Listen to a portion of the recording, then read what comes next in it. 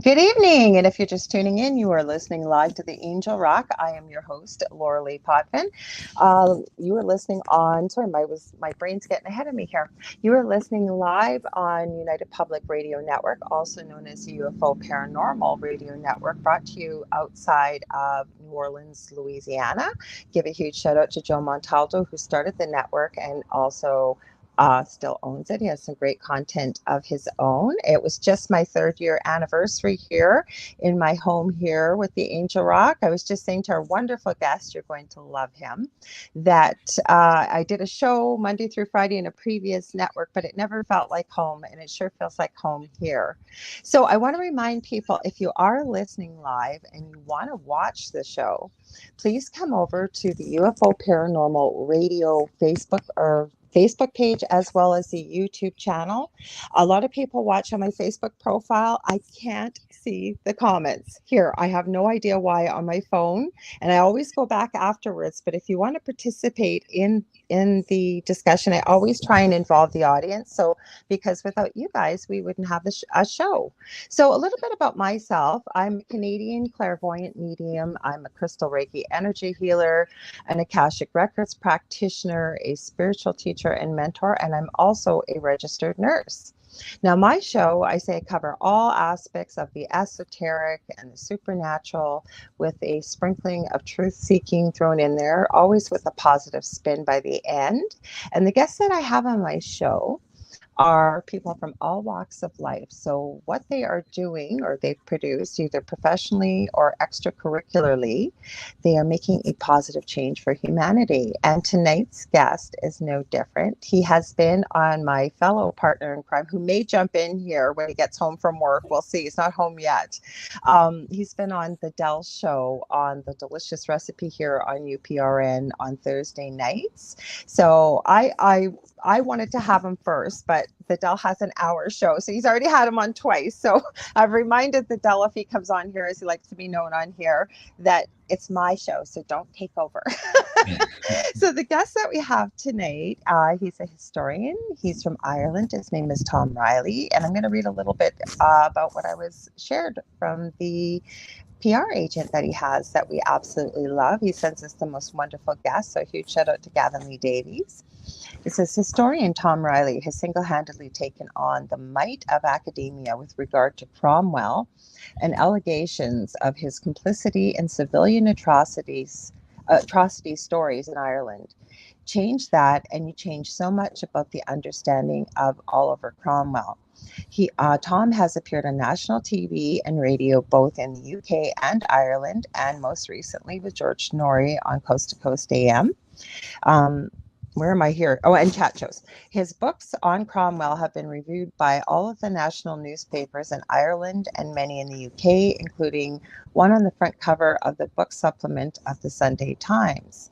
The book we're going to be talking about, his newest book, The Protector, The Fall and Rise of Oliver Cromwell, is his first book of fiction. And in brackets here, it says, even if it is mostly nonfiction. Perhaps the most remarkable aspect of Tom Reilly's trenchant defense of Oliver Cromwell is the fact that he is a native of and has lived in the town of, I'm probably going to get this wrong, Drogheda? Drogheda? Did I say that Not right? bad. Okay, Ireland, all of his life. Drogheda is one place where Cromwell is alleged to have committed civilian atrocities, easily the biggest blot on his career. Welcome, Tom. I'm so glad to have you here. Thank you very much, Lorilei. That was a very good attempt at the pronunciation. The G Okay. is silent, believe it or not. So it's like a H. It's Drogheda. Drogheda. Okay, well then I was way off. I'm usually pretty good with names. I speak 3 languages, but Ireland, I have never been there. I would love to come one day, but I know that, like the name Siobhan, for example, most people cannot pronounce that name when you see it written. Am I right? Yes, absolutely. There's a few more, like Niamh. That's spelled Nimh. And it's Niamh? Niamh, yeah. There's also Caoimhe. Caoimhe is Caoimh. It's just the Irish language, so it's a bit messed up. But no, you did very well. Congratulations. You're halfway there. I'm halfway there. Okay, so for our listeners, so 'cause we have people listening from all over the world, every country, tons of people listening live. So welcome if you're just tuning in. We are happy to have you here. We are live with Tom Reilly here from Ireland. Who is Oliver Cromwell, and So, why are you writing books about him for people that haven't heard of him? absolutely. Well, you said a very eloquent thing there about 2 minutes ago. You said something like that your guests come on the show and they've usually done something either professionally or extracurricularly Hmm. that's positive and Right? contributes. I can't remember exact paraphrasing now. Whatever you said, Yeah. a humane, and something positive for the world. And to be honest, that's what this is for me. Oliver Cromwell, if you inhabit or have ever inhabited um, Western Europe, more than likely you'd have heard of this guy. He is a household name in the islands that surround me. I've heard his Um, name. I just didn't know a lot about him, but I've heard of him. well, Hmm. that's good that even that's interesting to me. So what he was he was a very divisive figure insofar as you either like him or you loathe him.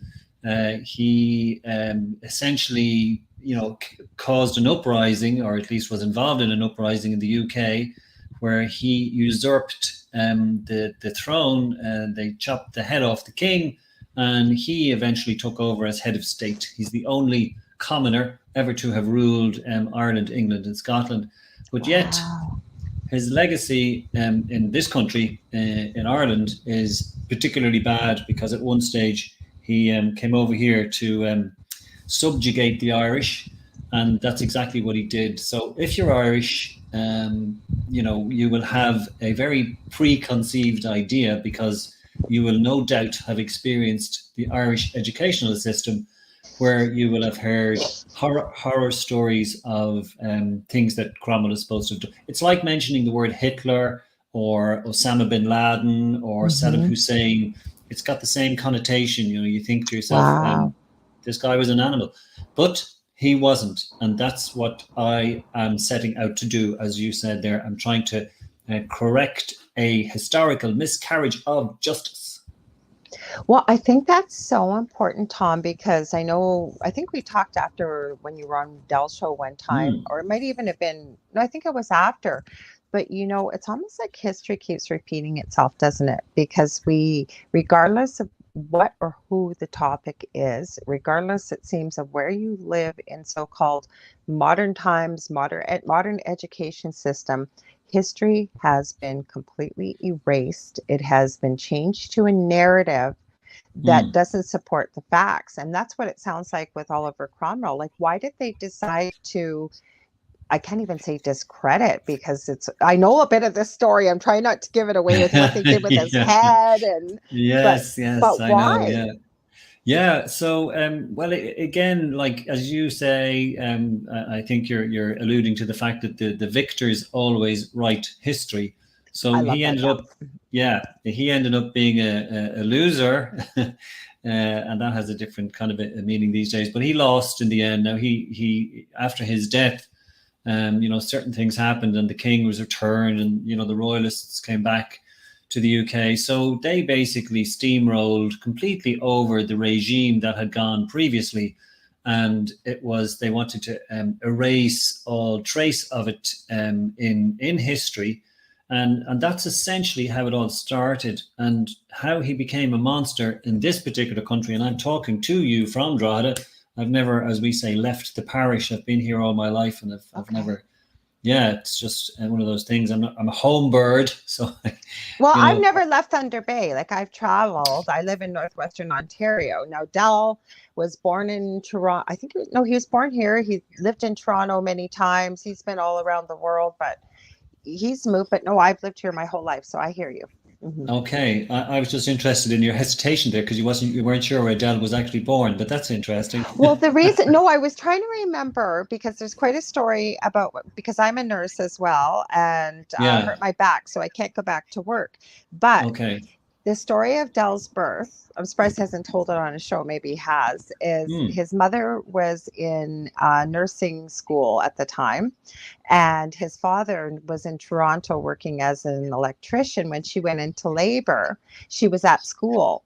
So there were 25 nurses at the birth of Dell. And I was trying to think, where did this happen? Oh, that's right. It was here in Thunder Oh Bay. my And God. yes. So I said, you're quite famous being all newborn and welcome to the world with all these nurses. That's got to be a record. So surely that should be in the Guinness Book of Records. I don't know, but it's quite the story. Well, It we have so quite is. the history, Dell and I. Some of his relatives were at my first marriage, actually. We had the same aunt and uncle through marriage. So it's like we're the Okay. second generation of the mingling of families, if you will. Oh, excellent. So Anyways, back to, oh, go ahead. you've been haunting each other for some years then. Yes, we have.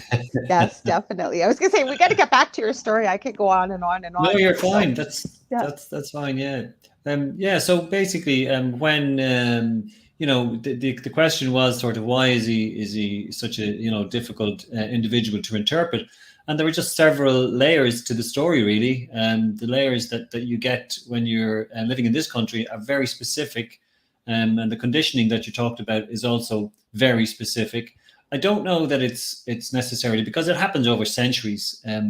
But I don't know, to me, the government, let's say in the 1890s, which was when Ireland, there's a very famous song that we're going to be a nation once again, Mm-hmm. that because we were suppressed by the English yoke for all those years, 800 years of oppression we talk about here. So Right. during that time, they decided that they would, lots of Irish things started around then, like very specific organizations that would be very Irish to counter or even to contra the English, Yeah. everything that had happened through English oppression. So at that stage, then they decided to go looking for a scapegoat, and they just delved deep into the 17th century, and they found this guy called Oliver Cromwell who came over, and it was the first time Ireland had ever been completely taken over by England. They had made attempts previous to that, but it was the first time anyway when he left that Ireland was totally submissive to England, and that's why he's a perfect monster. And then of course they threw in the very convenient stories that he killed everybody that had lived in my town, and that's beyond the military. In other words, that he killed babies and toddlers and Oh my teenagers and goodness. granddads and grandmas and all that kind of so that. But this is nonsense, because he didn't, and I've proved it through other books that I've written. I was writing because lots of times when something comes up, I make notes. But you know what I was wondering, and I'd love to hear your thoughts. Do you think that they villainized him to this day, sort of to keep the people thinking what a monster he was versus getting any ideas of him being the first commoner to, lead the people and defeat the king, right? We don't want, because when you were talking about that, I was thinking maybe Oliver Cromwell's ghost could come back here and give a few people in charge over in Canada a kick in the butt.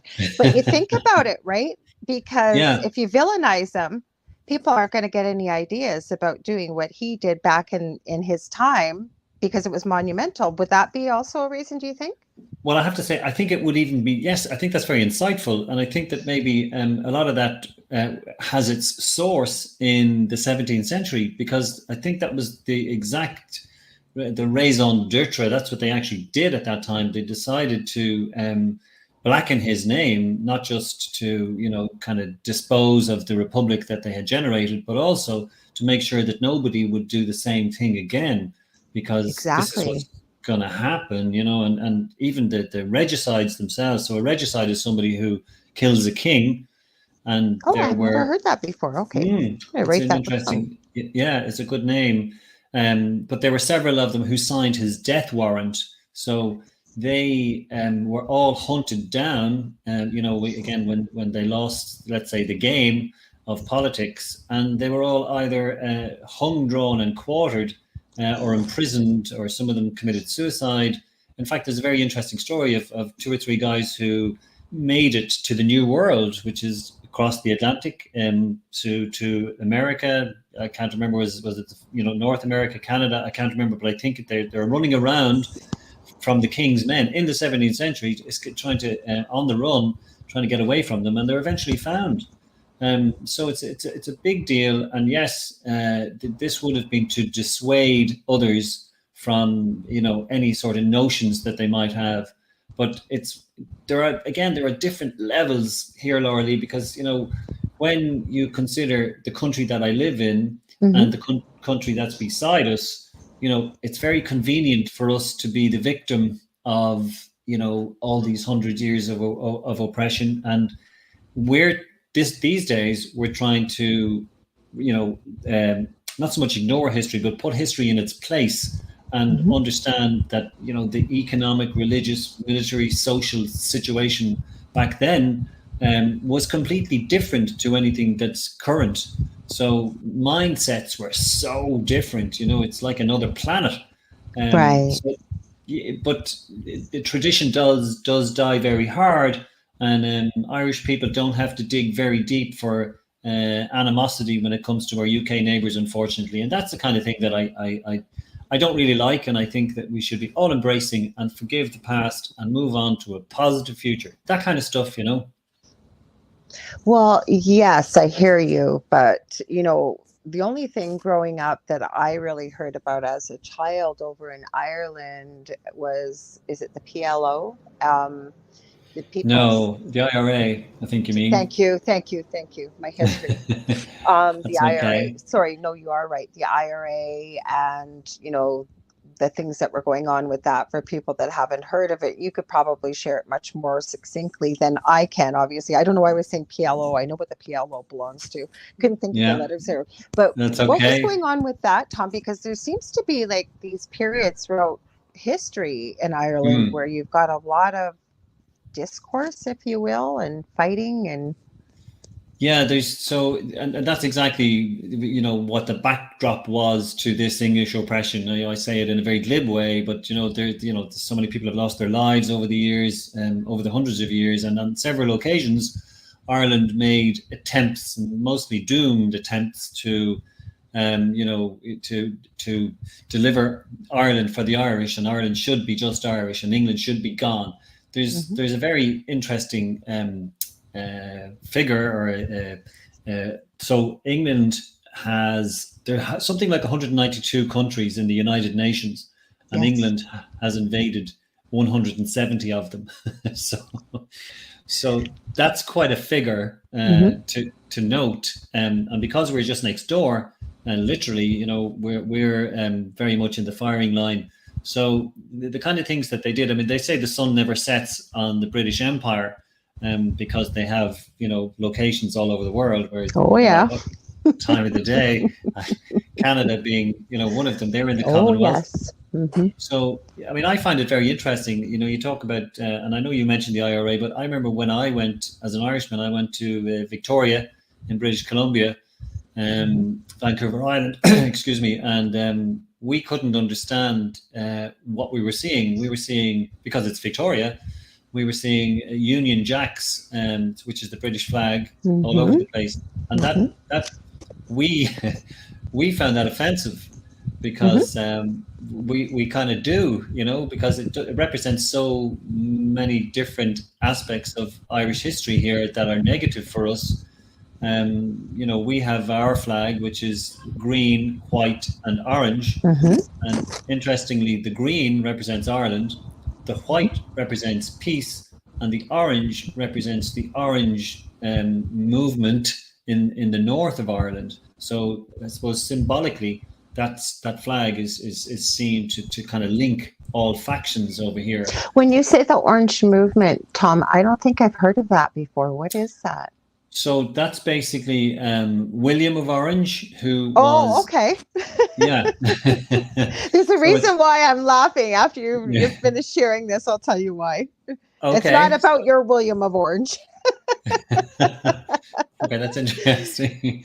So he was a king, at least he became king after a battle which actually took place very close to Drogheda.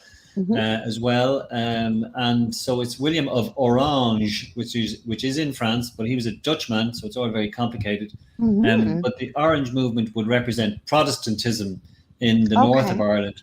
Isn't that interesting?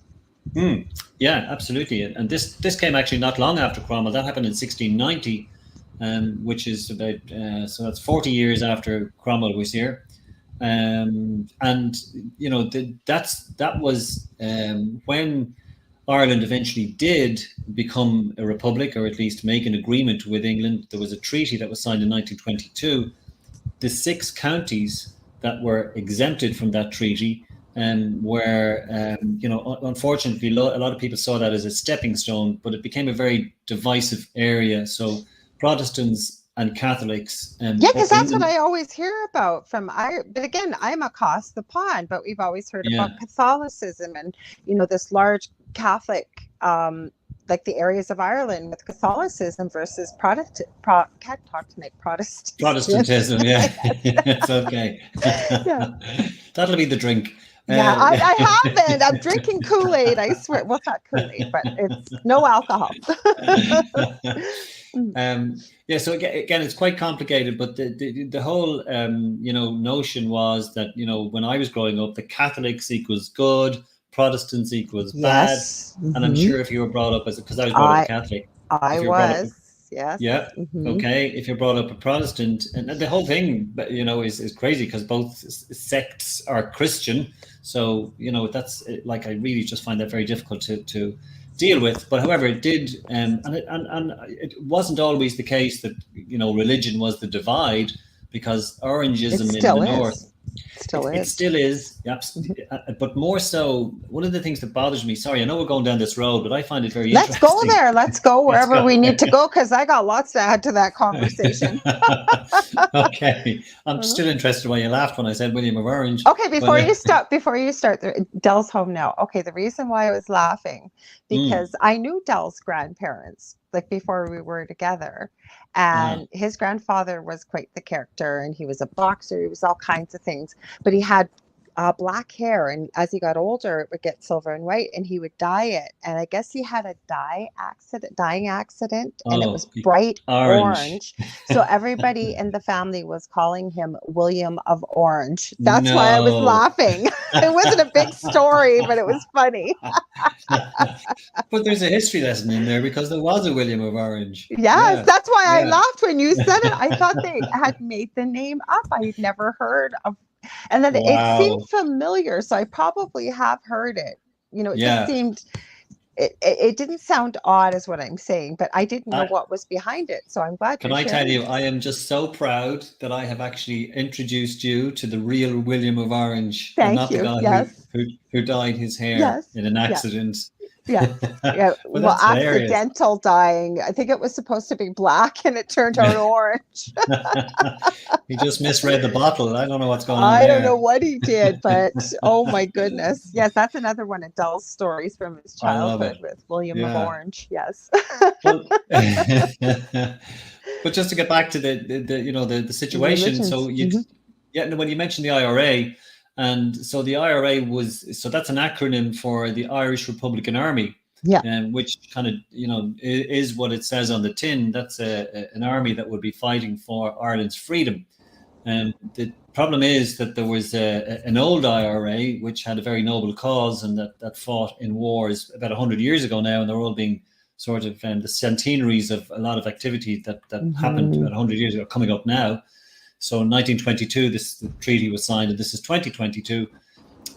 But there was a new breed of IRA that came out of the 1970s, and that was a very different animal. That was an organization who committed atrocities. Yes, that's what I was familiar with. Yes. Yeah, and you know, but equally on the loyalist side, there would have been other terrorist organizations who would have committed atrocities too. So it was a kind of a tit for tat thing going on for most of the time that I was growing up. But thankfully, that's gone. The Good Friday Agreement was signed by all stakeholders in 1999, I think. So it's about 30 years old now, and that's effectively like the armed terrorists lay down their arms, and there is no Okay. acrimony to that level. But having said that, there are still, which just it amuses. I don't know if the word is even amuses, but they hold on to traditions in the north of Ireland that to me is extremely overzealous, and traditions should be held on to. I completely get that, but they're kind of fanatical about them up there.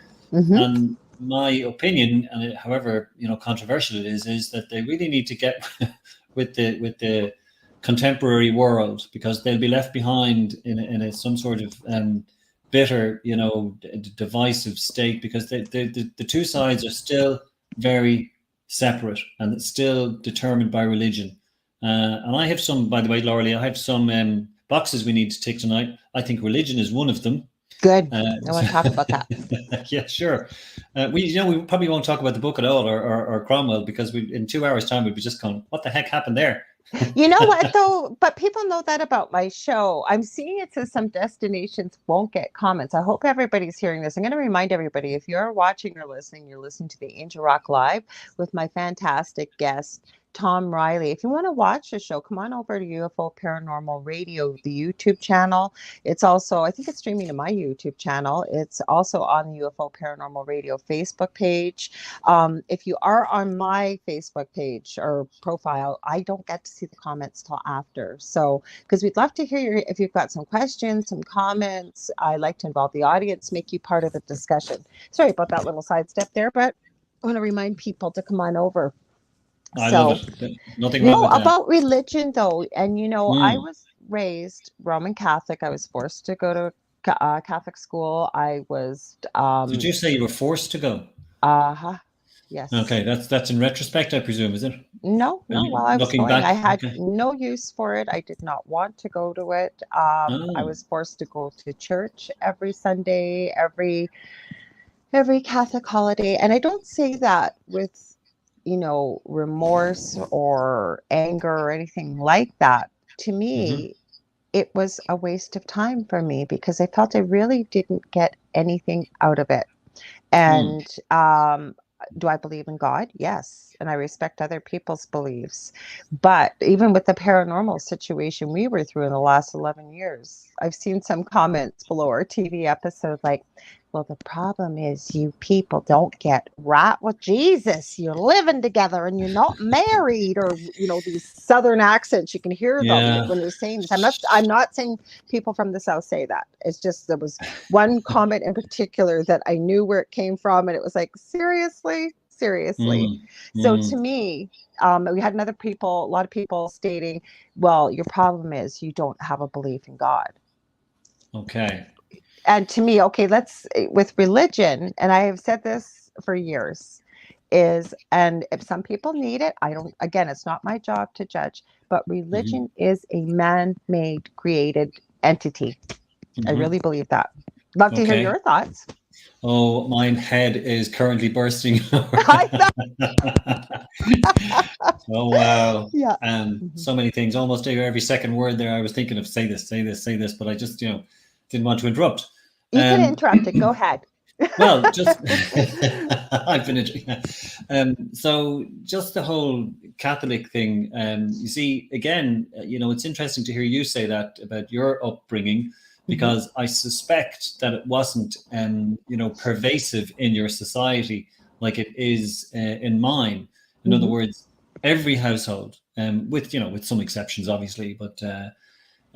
Generally, I think it was something in the 60s when I was growing up, and I know I don't look that old. You're supposed to say that. I was born in 65. I'm going to be 57 August 15th. I never hide it. So now we know that's not true. So, but thank you for. and you don't look like you were growing up in the 60s either. So yeah, no, I'm 62 this year, so it's a thing. But I would not have thought that. But thank you. We're very privileged to get to this age. That's the way I look at it. Because lots of people didn't make it. You're right. So it was completely pervasive in my youth, and our lives were punctuated by the Catholic faith and all of the holidays or the holy days, and the first communion and the confirmation. All of that stuff was, and you went to mass religiously. Yep.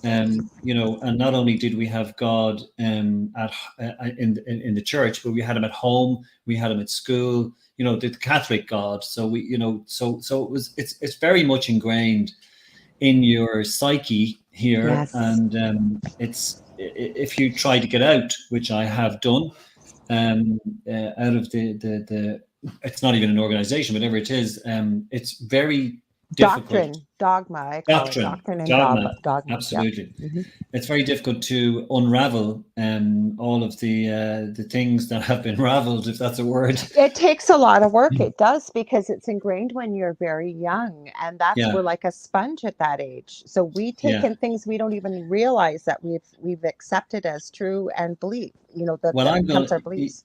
Yeah. I'm going to take it at just another stage, if you don't mind, because absolutely.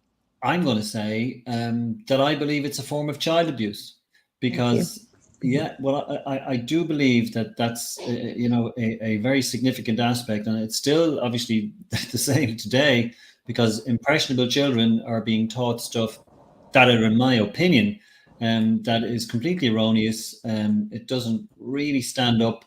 And they will, you know, not them all, but an awful lot of people will have a lot of conflicts as they, you know, start to question, and those conflicts may lead to some sort of enlightenment, but more often than not, it just leads to complacency.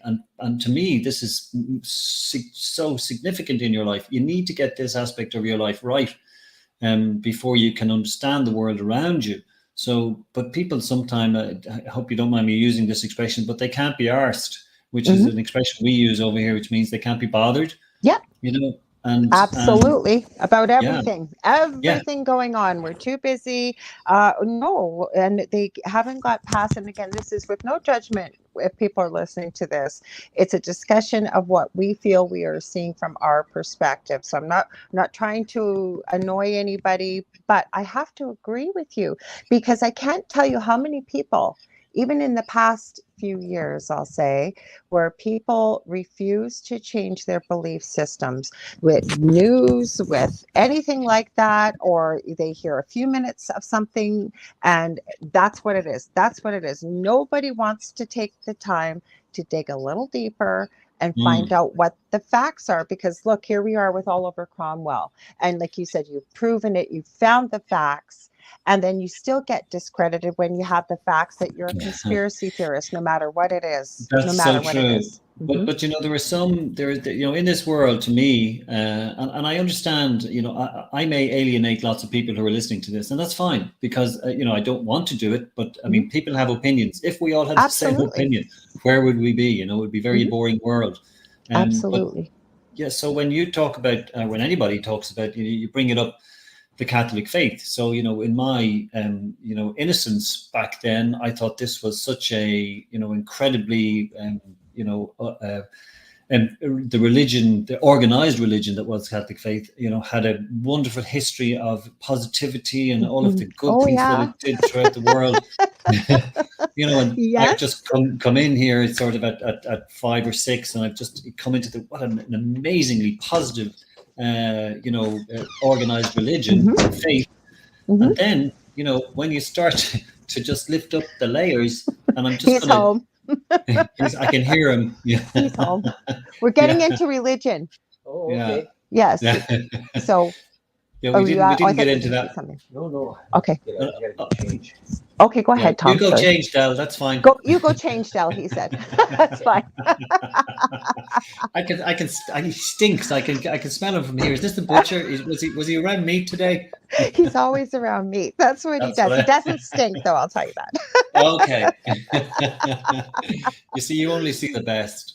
No, but but you know what? Del and I have conversations like what we're about to have all the time. We've had them on air too. We're respectful of other people. Some people need religion. I know you were saying, sorry, I was trying to remember where you were at with it, 5 to 6, and then we got interrupted. So rudely, no. The guy has to come home. It's fine. Yes, he does.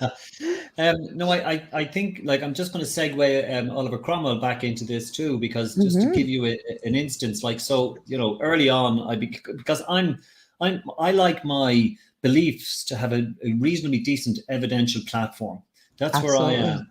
You know, and whether it can't, to me, be categoric one way or the other. And I just, you know, go on a little diversion at the moment, because, you know, what I like to say generally about the normal or the paranormal or whatever way you perceive the world, nobody in the history of the world has ever proven one way or the other that such a thing is absolutely the case. And I mean, I'm talking about something, that's my opinion.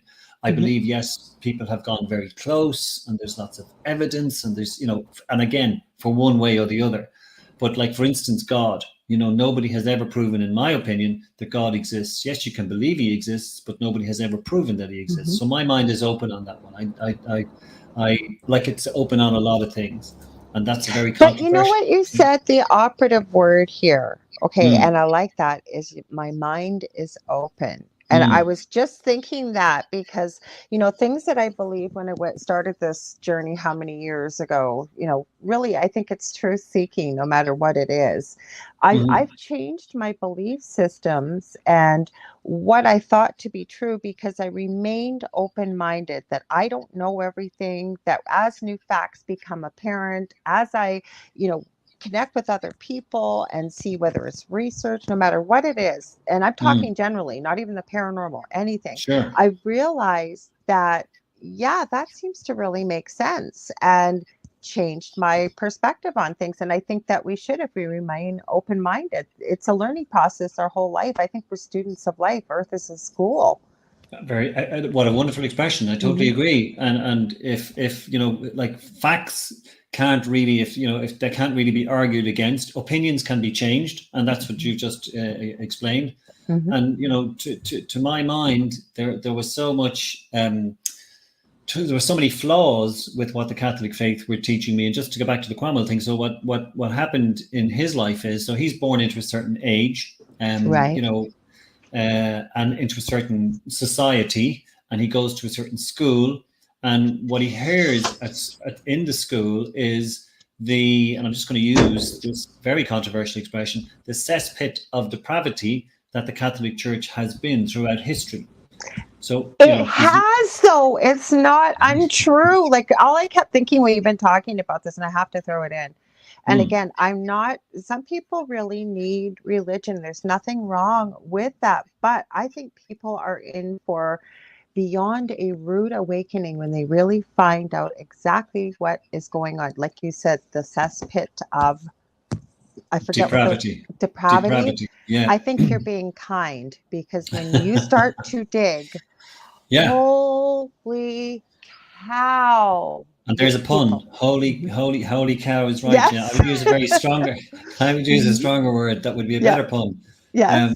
But it's, and that's, so picture this guy. And again, this all kind of nicely wraps up what we're saying.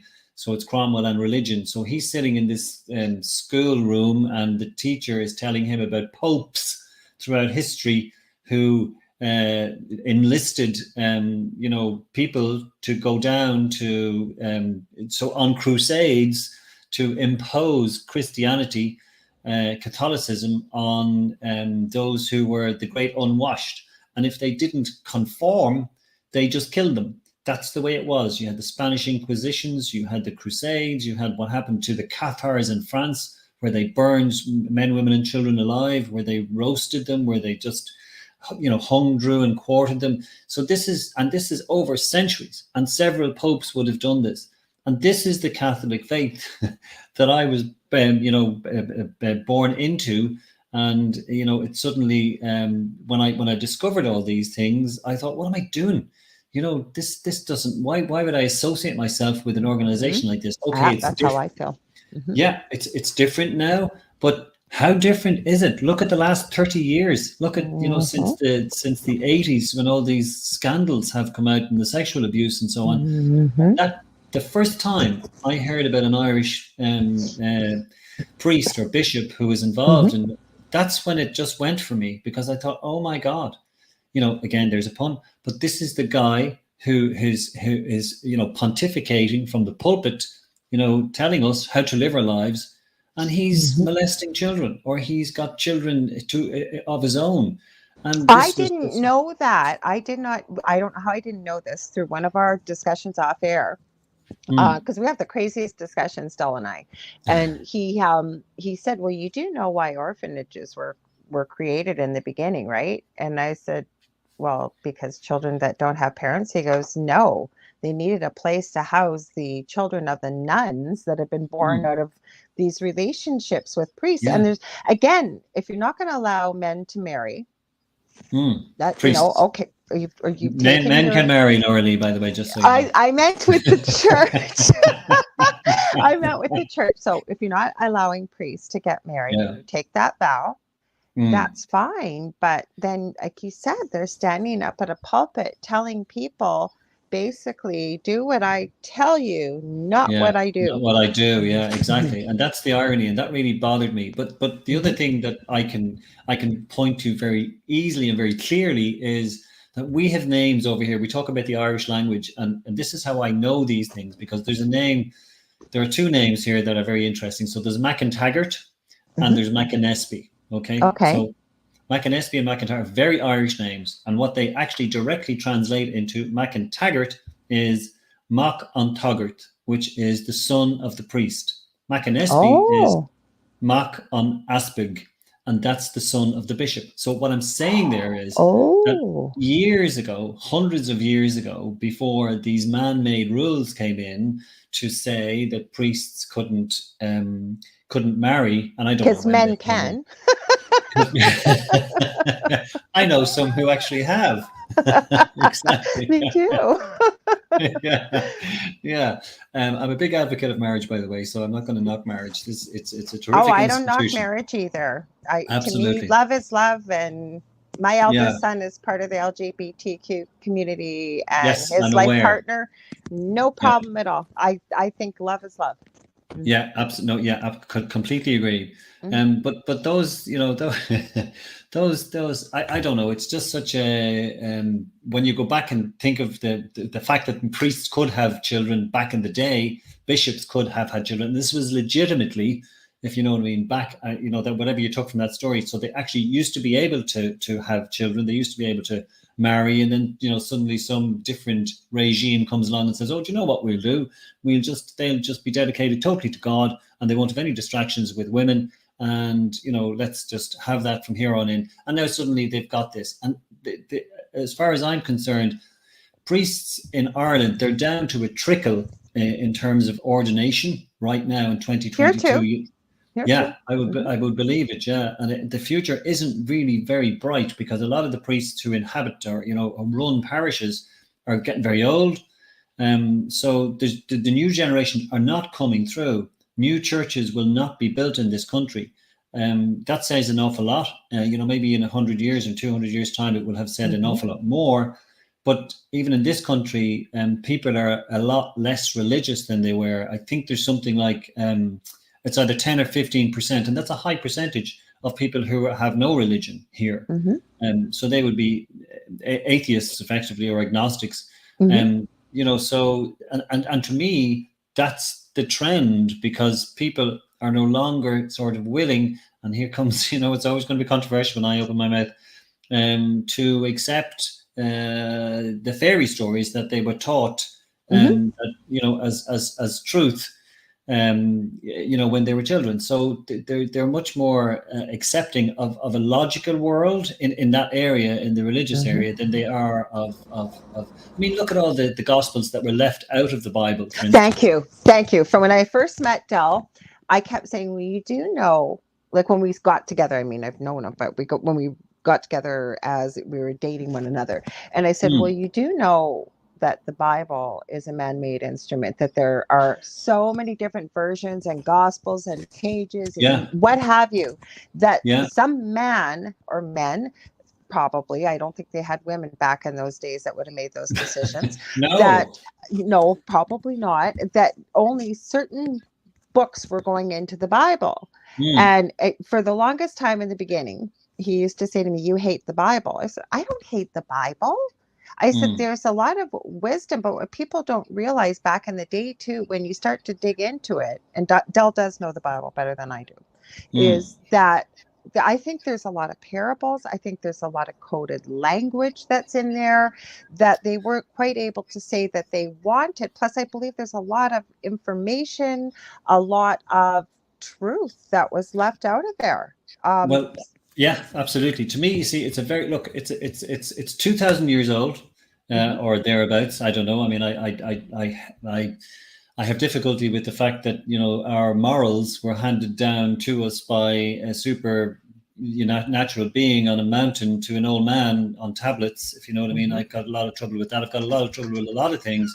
But a lot of it is symbolic. I get that. You want me to But hang on one sec, Tom. Yeah, Sure. but pop in downstairs because I got my headphone. He asked, "Do you want me to join you?" I said, "Yes." He came in here earlier and I was listening to you, so he's going to pop in down below. As soon as he does, I'll let him in. Go ahead. That's Sorry. fine. Let's. No, he You know what? I joined don't. in. If people don't like this discussion, and I understand if you don't. No, it's I. That's why I prefaced it with, this is our opinions and what we believe to be true. We're not telling people to believe this. If something, tweaks within you, like, why are people talking about, why are they saying it? Take a look for yourself. We always tell you, do your own research, go down that trail, dig a little deeper and see what you find.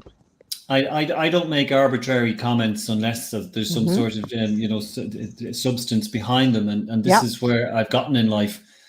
Because I am by nature a cynic or a skeptic or whatever, and this is what I mean by earlier. It's like some very clever man like Voltaire or somebody said once, it's very foolish to believe something with a lack of evidence. Now that's a whole other conversation, because there are levels on levels, and there's something that can. But like when it comes to the Bible, I don't believe that it's a book that has much relevance these days. I mean, even in when it was written, I think, I'm guessing now, but I think it was something like 70 years after the events. The first Gospels came into being. No eyewitnesses, by the way. None of these people who wrote the Bible actually saw what actually happened. I think 70 AD was, or maybe it was, 70? And anyway, it was maybe 100 AD before the Bibles actually came to be written. So, yes, they were written by men, and they were written by people who wanted to the world to adopt a particular message and narrative. Narrative. The relevance of it today, and I know a lot of people will disagree, but unfortunately, the trend these days, certainly in this country and in a lot of countries in Europe, they will become post-Christian very soon. The UK is probably going to be the first post-Christian country in the world, I'd say. The Nordic countries, Scandinavia, they all, I don't know the percentages. I'm talking very generally here, but there's a very high percentage of the population in those countries who are now atheists. And I have to profess that that's where I am. I haven't, I've also written a book that's called Hollow Be Thy Name. As opposed to hallowed, and I don't believe because I haven't got the faith to be able to take that leap, and I don't believe that it's a logical way to think. But that's okay. Like when I have conversations with different people, like I said, I believe in a higher power, as I call it. Can I press you? Can I press you, Lorilei, just absolutely, on that? Absolutely. Oh, would you mind? Okay, because I'd like you to throw a shape or a form around that if you could. It's just, is it going to be? Is it going to be? I beg your pardon. Just let me finish. Sorry. Oh, okay. Sorry. Now I'm going to interview you.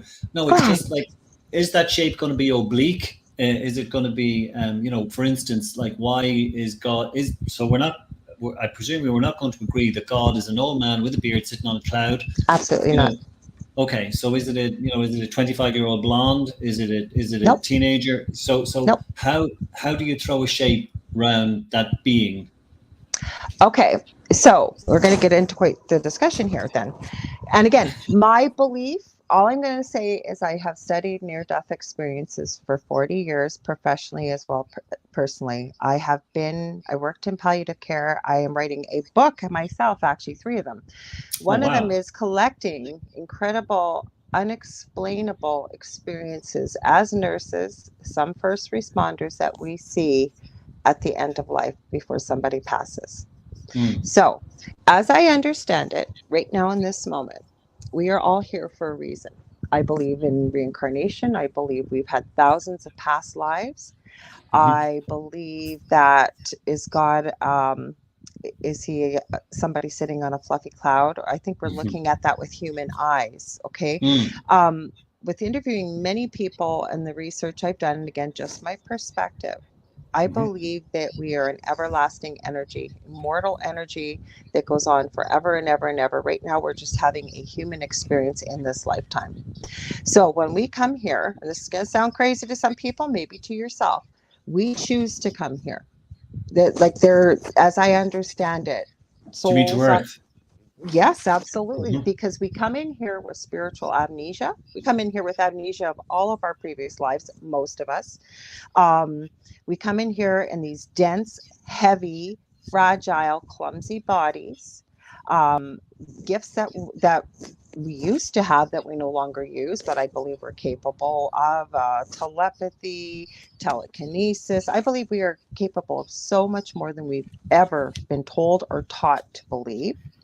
On top of that, we got higher mind 111. I agree with you. Well, thank you. But again, this is just my perspective, and I'm very interested in hearing yours as well, Tom. But with a little bit further with this discussion, I also believe we incarnate with certain people, and that it's almost like a play, if you will. One person Mm. described this, that you know what, you come here and you decide that whatever your higher self decides that it wants to learn, whatever lessons, like maybe you want to learn more about patience, you want to become better at patience in this lifetime.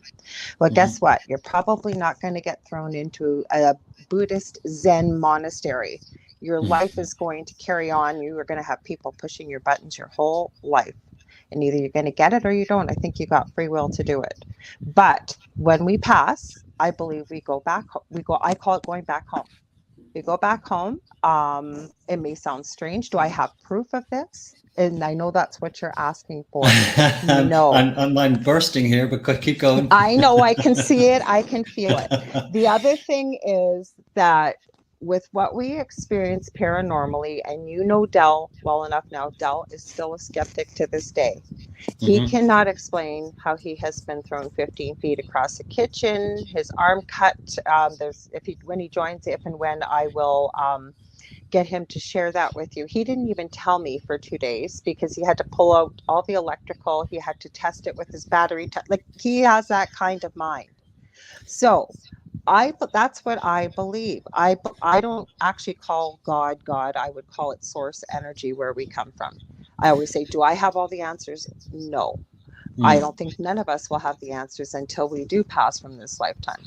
Well, Just that's my you. belief system. Yeah, no, absolutely. And I totally agree. And what I would absolutely emphatically agree with you on is that we don't have the answers. And that's what I love about these conversations, Yeah. because, and as you keep warning, if anybody is listening to this and who is taking offense, we are proffering our opinions, and that's all. And we live and die by Yeah, them. but that's how we learn, like, from Yeah, one another, right? You hear what I have to say, I hear what you have to say, and say we came yeah. to a point where we didn't agree. We just agree to disagree. That's I, what we need. We need to have I, more discussions like this instead of being offended or I'm triggered or I yeah, can't yeah. talk about it. We need to talk. Go ahead. I know you got lots to add to this. No, that's a good word, because everybody's offended these days by so many things. I Hmm. mean, you've got the snowflakes who are offended by practically everything. So, Yes. but we're none of us are snowflakes here. Mm-mm. So what I heard, if you don't mind me saying, so Hmm. what I heard was I heard a lot of, and which is fine because that's the way, and you couldn't really explain it any other way. I heard a lot of, and I'm just going to throw the word in there, illogicality. Um, Absolutely. yeah, and that's because it's very difficult, and that's the cliche that I'll throw back at you. I also heard you just mentioned about near death experiences that Hmm. you say were unexplained. Now, somebody would say it wouldn't be me because I'm not an expert in by any manner of means in this. I'm just having a conversation, and somebody will explain those near death experiences to you from a physiological point of view, from a biological point of view. I can't do that but I would prefer that I've answer. heard it and I understand it, but I'm going to tell you something else. Okay, the first week I did my show, it's funny I brought it up. I never do from my previous network. Okay, I was mentoring a young gentleman. I used to work with a Facebook group quite a bit. I no longer do that here. And I have a friend, I don't know if you've heard of her, Heidi Hollis. She is the first person supposedly to have coined the phrase Hat Man or Shadow Man. She's actually over on Coast to Coast AM. She has her own show over there. Okay. She was on my show. I didn't really know her. Okay, and this young gentleman I was working with, and again, I hear some pretty strange things from people, and I always Sure say, you not do. my job to judge, and just keep an open mind, because I think the truth will prevail eventually. It always does. And he started explaining the being that he claims he was in a previous life. He starts explaining heaven, and Heidi has had some very strange experiences in her lifetime. She's fascinating to talk to. I just messaged her. I need to have her back on here soon. She said yes. So those two never met before, and I don't have a copy of the show. I never got my archives. I'm kicking myself because there were so many good shows we had done over there. But they were finishing each other's sentences about what they had experienced and witnessed in heaven. And it was not a near-death experience, neither one of them. Well, you see, when I hear these things, and I'm sorry because I'm a little feisty this evening. I do apologize. Okay, let's get feisty. So when I hear those things, there are an awful lot of scenarios that people can use or say to attract one's attention. And so somebody finishing each other's sentences and talking about a place like called Darren heaven. Brown, like how he can influence people. Do you mind if I come to that? Yeah, because I can't remember if I spoke to this about Del about this, but yes, that's exactly what I'm going to come to that in a second, if you don't mind. So no, go ahead. Yeah, but when I hear these sort of unexplainable set of circumstances that can only mean a certain thing, I don't believe that. I believe that can mean another thing. For instance, like I'm absolutely categoric in my belief that heaven is a place that doesn't exist. Okay. But that's in my belief, because and I accept that. Yeah, it's far too. I mean, because when you like. I don't even know what to say now. Where is it? How is it? What, yes, it's all in a different world or somewhere. But anyway, so my, and I don't have an explanation as to why those people could finish each other's sentences and how they, but I would much prefer an explanation that was, wouldn't it be nice if we had all the answers? That's what I always say. Yeah. Like if they just told us, so we don't have to try and figure all. I hear what you're saying, because I do know about Darren Brown, because Del watches everything. I don't watch a lot of TV. I'm working on resin pieces and creating a second business here, but I hear a lot of it, and I can tell you that Del has used some of Darren Brown's techniques. Okay. In particular, really? I'm surprised he probably hasn't told it on air. We have a store here where they sell beer that is called The Beer Store. Oh, well, and I don't know if he'll want to tell the story on air or not. He didn't steal anything. He didn't take anything. He just tried one of Darren Brown's techniques. For those listening, if you don't know who he is, look him up, because if you work in the field that I do, it'll probably blow your mind about some of the things he can get people to do. All I will tell you is Del used a trick. Darren Brown had been at the racetrack with this gentleman, and they were cashing in on a ticket, and he banged on the wall and he told her how much the ticket was worth, and she gave him the money. Now, Del didn't get money back, but he just banged on it and mentioned this is what he wanted, and that's what he got.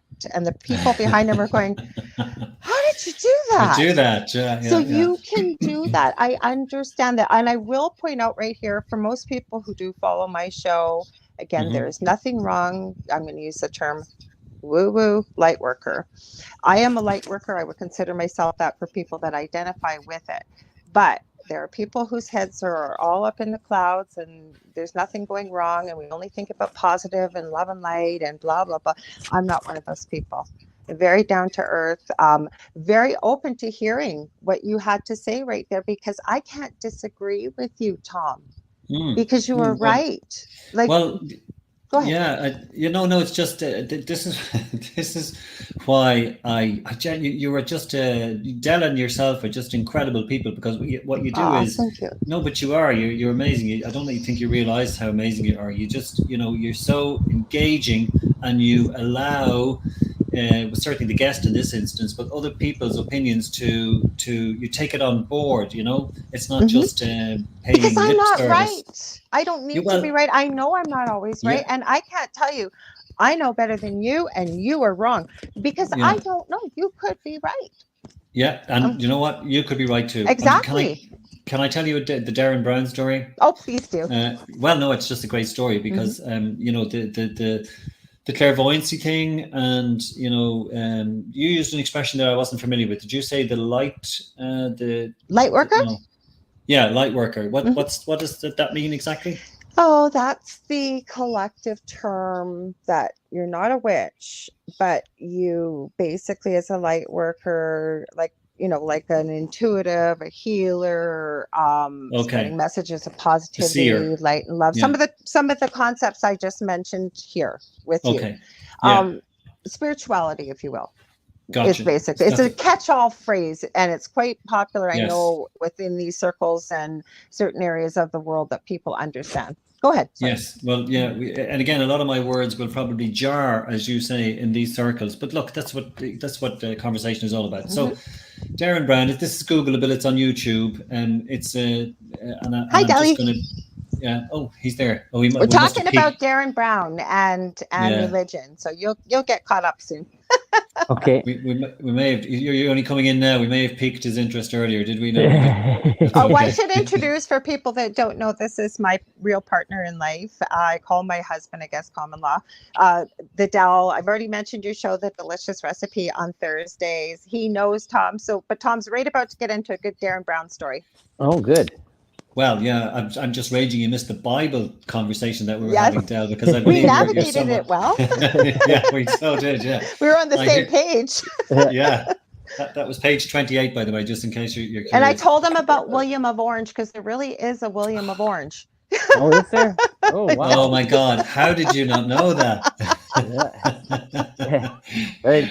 She told you the story about why my she did the hair. Yeah.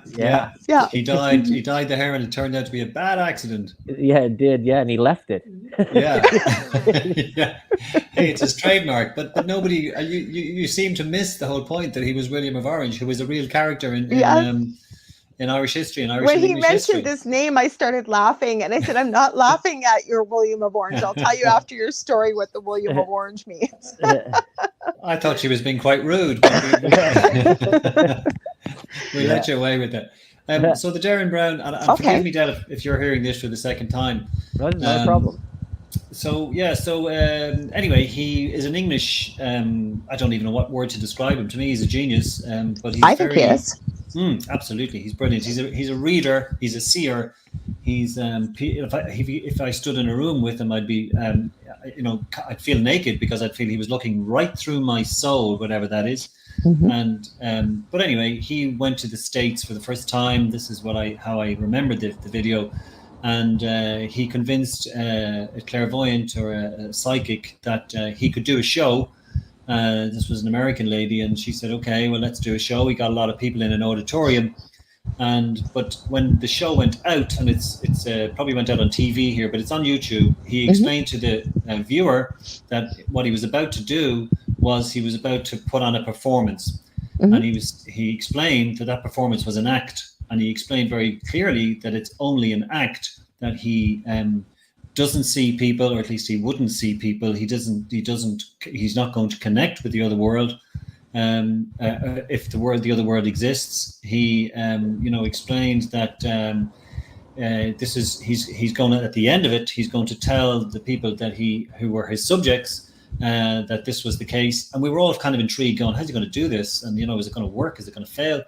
Anyway, long story longer, he goes in, and there's, people are kind of skeptical. They're, he's English, he's British, he's got his beautiful accent, and they're kind of sitting there going, okay, what does this guy know about me?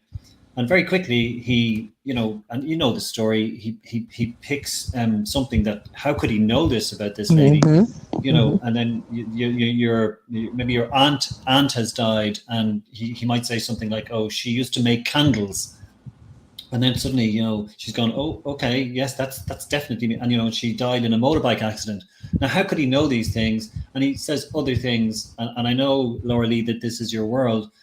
But anyway, I've seen this video, by the way, and even I was astounded by it. But Del has studied Darren Brown very extensively, so I have seen a lot of the videos that he does, and my appreciation for the genius of Darren Brown, and I will give him that, is he also shares a lot of his secrets. Yeah, exactly. And I think the point, by the way, I think that he was making, correct me if I'm wrong, is that he's saying that, and he can't say anything categoric, obviously, but he's saying that there are charlatans out there. Absolutely. One of whom he wasn't, because he explained to the people, and they agreed to that the show would be aired. But he did, touch so many nerves. He had people crying. They were convinced that he had been in touch with their loved ones who had died, and he hadn't. And he told them he hadn't, and he does this a lot. So, and that's the point I'm making, I suppose. I can't tell you that that there's no other world, because I don't know that. Same as I can't tell you what I believe that it's true too. I just told you I have changed my belief systems by what I come across, the people I meet, who I learn from, research I do. And again, that's why I say this all the time. You can ask Del. I've said on air, off air. I don't think any of us will know the answers until we leave this I call it this planet, transitioning back home, whatever it may be. And I can appreciate when people say they don't believe there's an afterlife. The only thing is with the afterlife, and Del, I was talking a little bit about this before you joined, was you are still a skeptic to this day. Like, you and Tom were probably on the same page with a lot of stuff. And when you got thrown across the kitchen, when you were in the fridge at 3 a.m. looking for the mustard, he didn't even tell me, like I had said before you come on, Del, that for a couple of days he had his battery tester, is it your voltage meter, testing everything. Well, he tells it better than I do. He still doesn't have an explanation. Is he willing to say it's the paranormal? No. When we were on TV for our interview, they were trying to get him to say the word demon. Would he say it? Absolutely not. Right, Del? Yeah, well, that comes into the whole part. There's that too many people, I think, jump to conclusions off the bat there, and they don't I come back from an engineering background there too. So I was electrical engineer, environmental engineering. I was iron worker, construction, stuff like that. So I know and build houses and stuff like that. So I got to go and find something 6 ways from Sunday to go and try and figure things out there before I jump to the final conclusion on something. Excellent. Yeah. And I think that's the way to. But I'm also open-minded. Well, it could be possibly something else that happened, maybe, but I have no explanation for it to this date. So. Well, as a skeptic, Del, do you mind if I just chip in here? So, if you are, reasonably skeptical about things like that, can you explain, what actually happened and what you think was the reason? Is it something? Would you automatically default to a supernatural explanation, or would you consider that it was? See, that comes kind of hard because of the few things that sort of happened in that house. That's what I said. It was weird because I had set up security cameras, and I put one down in the basement as well. And it all seemed to be sort of a really localized area of like about 20 by 30 out of the house from the basement to the upstairs floor where things happened. Like I have no clue. I have no clue how this cabinet. A curio cabinet. I guess it's one of those. It's a cabinet that like you put like little shot glasses or those little teaspoons and that knickknacks. It's like about 2 feet by 2 feet. It was on hooks, heavy duty hooks, screwed onto the wall. There was recycling bins underneath there, so if the dogs or cats jumped up, they would have landed in the recycling bins. This thing popped up off the wall. Yeah. Shot over to the left. Feet, right, so it popped off, came out about 4 inches, came out, severed all the cords, and then ended up another 15 feet in the living room. And the Holy hooks are crap. still in the wall and still on the cabinet. The other thing he I went. almost died. Sorry, go ahead, Del, because I want to tell that story. Yeah. Yeah. But the thing was weird is that I went and I put it back on there and I started hitting this thing We with tried a everything. broomstick, a hockey stick, pushing it up to get it to go in the same direction. Yeah. Couldn't even get the thing off the wall, or it would just swing on the wall. One hook would come off, but not the other. And I was like, okay, well, that's sort of a little bit weird. And then, yeah, that part with That's a little bit weird. That's not a little bit weird. Okay, so this is what happened, Tom. Okay, some of the strange. This is my second book I am writing, and I have pictures. I have all kinds of stuff from this that we can't explain. I wasn't sleeping very well. And apparently he had a security camera in the laundry room where a lot of the activity was in our old house in the basement. And apparently I was sitting on a chair and I was standing up and I was talking and laughing and pointing at something. I don't even remember this. All I remember is he came in the room. This is the middle of the night. And he said he was very angry with me and he was speaking very harshly to me. And it takes a lot to get really angry. I was like, I just felt so angry. Don't you talk to me that way. And he's going, come on, Laura, come on. You got to get out of here. Took me out of the room. I'm fine. And I'm going, what the hell just happened? I'm laying in bed next to him. Yeah. And all of a sudden it's like he's seizuring. He was already asleep. And I'm shaking him and saying, Del. And I swear to God to you, Tom, you've met Del a few times. It was his voice. And he said, I'm okay. I'm all right. And I knew there was no way in hell. And I've got a bad back and our bed used to be against the wall. I leaped over there, picked him up, and I am shaking and shaking and shaking him. I swear to God to you, Tom, this black stuff started coming out of him. And then you could pick up the story because he woke up, but he said something felt like it was breaking your ribs. Yeah, that was it. Yeah, it just felt like what was this black stuff? Oh yeah. Just I started coughing up all this black mucus and it stuff looked like that. Goo. Out of your mouth. Out of my nose. It was coming out of my nose, out of my mouth, and it felt like somebody was crushing my chest. I was like, well, I don't know what it is. I smoke, and I'm like, but I've never coughed up. Okay, I even considered that being a nurse. Like, okay, again, are we saying that? Yeah.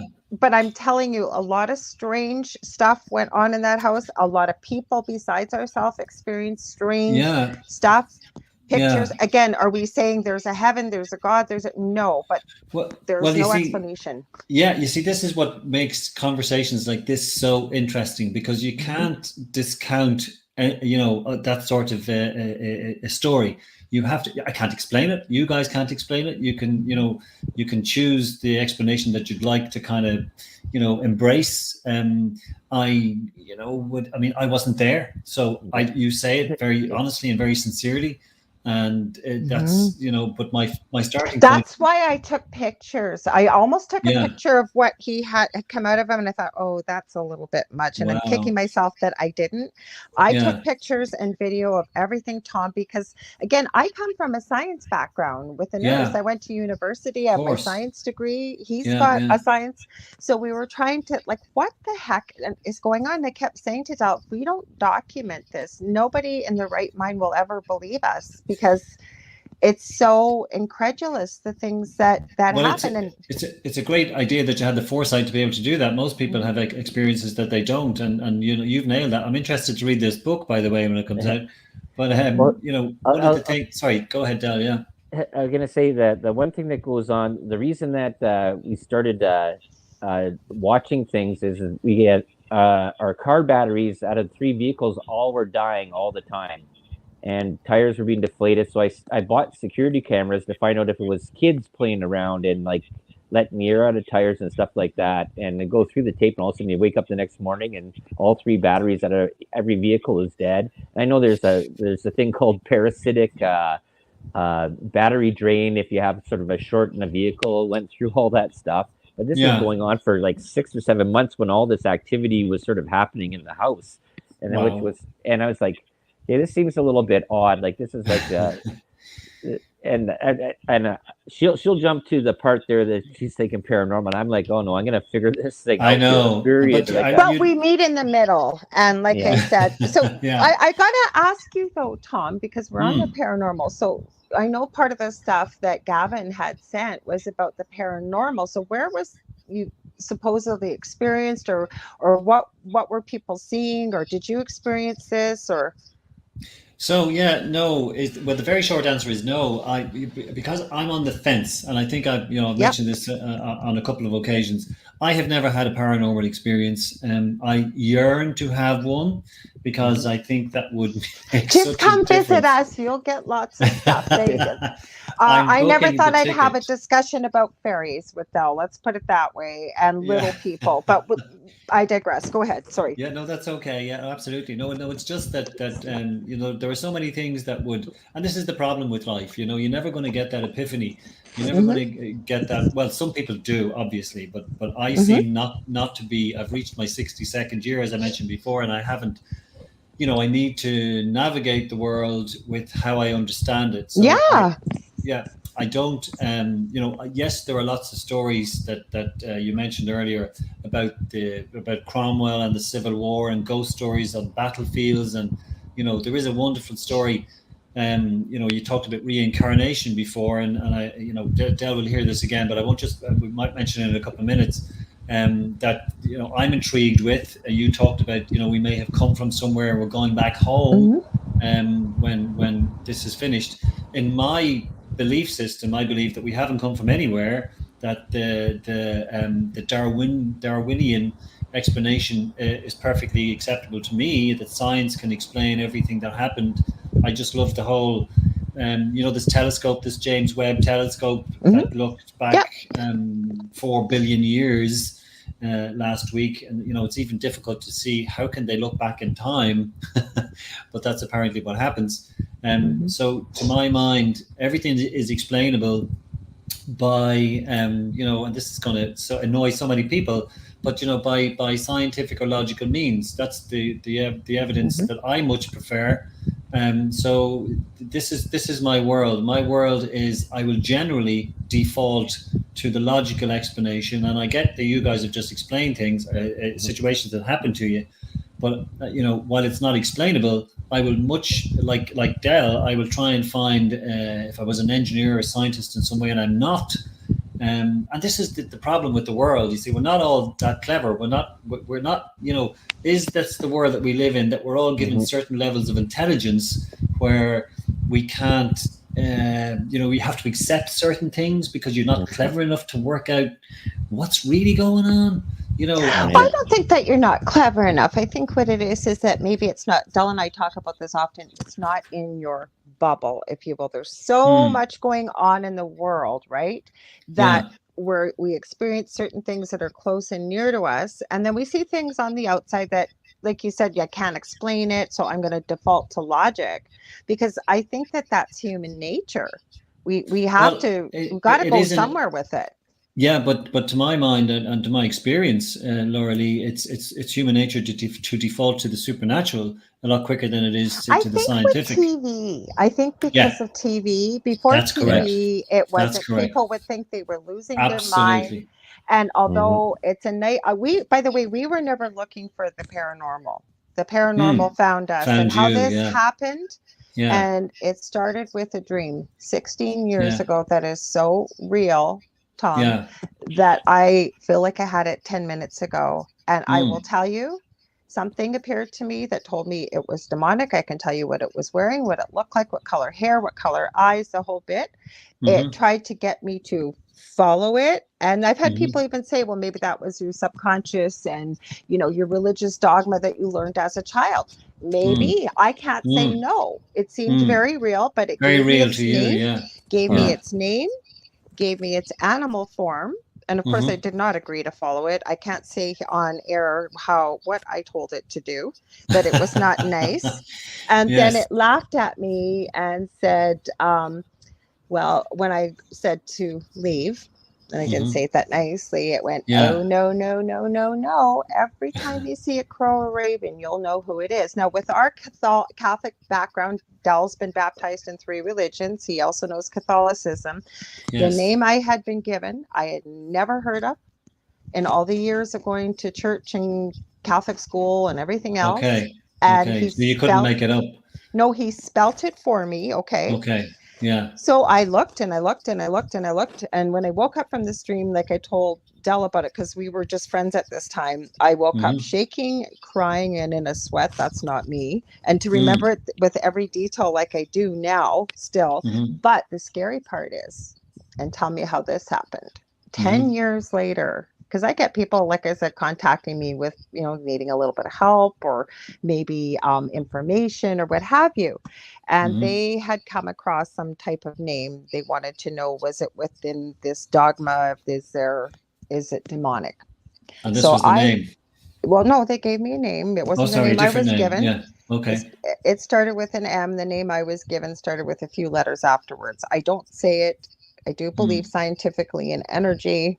Not giving it the attention. But anyways, as I'm looking up the name they gave me, there on the page was the exact spelling, the exact name, the exact animal form, and what have you with the lore. How do we explain that? Well, I can't, and I'm not going to try. But I said it's crazy. That's why I said I could never question what you're saying. No, exactly. But can I just say, so I have opinions on what you've just said, because I have opinions on everything. I want to hear it. So, again, it's a situation that doesn't, easily bring forth an explanation, because again, you're exceptionally sincere in what you say, and you experience this in your opinion, and I don't know how to deal with that on a. Plus, you weren't in my dream, right, Tom? Well, maybe tonight, Lorilei.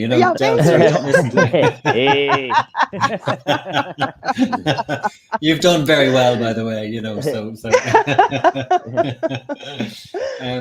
So at the end of the day, what I would be thinking is that there will be an explanation that I can't identify there, but I would be thinking, so a demon. So I would be thinking, what the heck does that even mean? I would immediately go to a Hollywood movie that has told us that demons exist. I can think of Stranger Things right now. I don't know if that's streaming. I think it's probably streaming over there. Yeah. So that's. I think there's some. Haven't watched season 4 yet. Nor have I. But so again, these are the things that inhabit our imaginations, and but take it back again. So take it back to, what are we saying here? Are we saying they come from hell, or they because again, I would contend that hell is a fictitious place. It doesn't exist. So would I. Part of, yeah. So would okay. So then they come from, or something.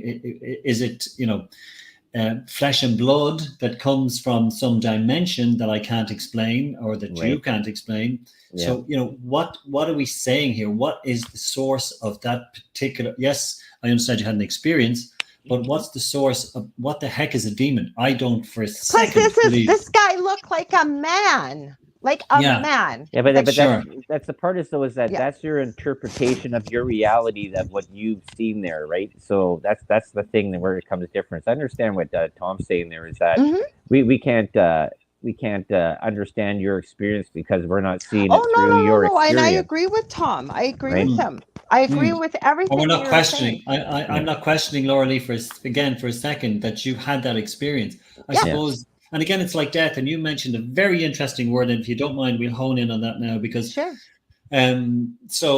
and I've said this, and Dale will hear this for the second time. So when you're talking about consciousness when one dies, and all of the process of death, and the decomposition, and what happens to the body, and so on. And to my mind, because I've thought about this, and I've looked at it, and I've read it, and all of those things happen. I've experienced it. Okay, that's very. Can we come back to that? Did you just say that you've experienced death, or other people's deaths? Other people's deaths, from before birth practically to over 100 years of age. Okay. A lot. No, I haven't. I think I had a near-death experience as a toddler. I don't speak to my parents. So, but as I understand it, I do believe I have had one as about almost 3-year-old. Well, that's wonderful, and it's brilliant to be able to harness that, and because it's obviously shaped you in some way at such an early age. I haven't at any age had anything like that, and again, like whoever has had, they're either very lucky or they're blessed in some way that they can relate to that and make that form their opinions. I unfortunately I'm working in that bubble where I've got more questions, so many more questions than answers. So but when you talk about energy, that's what I think is the key to this paranormal afterlife, and if you want to throw in demons as well, because as far as I'm concerned, the human species exists on Earth. And then we spoke before about other planets and other potential life forms and other potential galaxies and universes and parallel dimensions. But when it comes to energy in this world or in this Earth, that's the key to me to where something can be explained, because I believe what I believe in, and I think it's a fact, is that energy actually doesn't dissipate. I'm writing that right down, the law of physics. I know Del wants to say something when you're finished, and I'll write that down. Sure. It's just, I think we have enough energy, and this has nothing to do with consciousness or the human physical system. We have enough energy to light a bulb that's something like 20 or 30 watts, energy, which is very separate. So where does that go when you die? That's a rhetorical question. I just wrote that question down. Where do we go then? Because law of physics, then I'll stop Del because I know you got a big thing to say there. Law of physics, okay, energy can neither be created nor destroyed. It can only be transferred from one place to another. Correct. So first of all, where did the energy come in from, and where does it go when we leave? Go ahead, Del. Yeah. I just wanted to go back to this one part there. When it comes into suggestion, and that was when I came in there, you guys were talking about Darren Brown. And the thing that I liked about him the most was that he explained everything and how he set it up, and that was good. And he did this one thing where he went to the racetrack. I started to tell it about the beer store. I didn't want to say too much. No, but Del will tell it much better. I didn't know if you wanted people to know. And what he did was that he went into the racetrack and he goes and gets a ticket there for the race. And he goes to the counter and he lost the race. His ticket's a loser. And he smacks the table right in front of the girl. He goes, "That's the winner." And she pays him out $114. And once you pay it, I guess, even if there's an error, they can't change it. Yeah. And you did the same thing. And he did this 3 times. He donated the money to charity afterwards anyways. But the thing was, is that then he explained is that he had already pre-suggested this girl for 6 months. He'd already found her out, and he was given suggestions. So this is a part that this is a question. This is a thought that's going through my mind here too. With a lot of media and television stuff like that, because Eric Bernays did this too, as well as about power suggestion and telling a lie and stuff like that. If you put this in power suggestion in there, that could cause you to start thinking something different than what it is. I agree. And you got to figure right now. I had a picture I used to post up there before. It was 1918 New York, and it was just electrical lines all over the place. There's telephone lines going everywhere and power to everything, and it was just a sea of wires all over. Now today, there is no lines anymore. They're underground, but there's so much Wi-Fi energy and 5G, 3G, 4G. You don't see the wires anymore, but it's just bombarded with electrical energy that's going through there, because you're not seeing it. You don't know. It's like, with the high tension electrical lines, people were getting sick from those things. There was the amount of energy that were going out. So you got to figure what's going off there in a town, and especially these mass cities with all this, I guess you could say, sort of energy, invisible energy that's going on there. And they've done tests on this. I've looked in this and about how they can go and manipulate energy. You ever hear about the brown note? The brown note is something that they've been trying out in the UK and also in the States. It's a very low frequency that they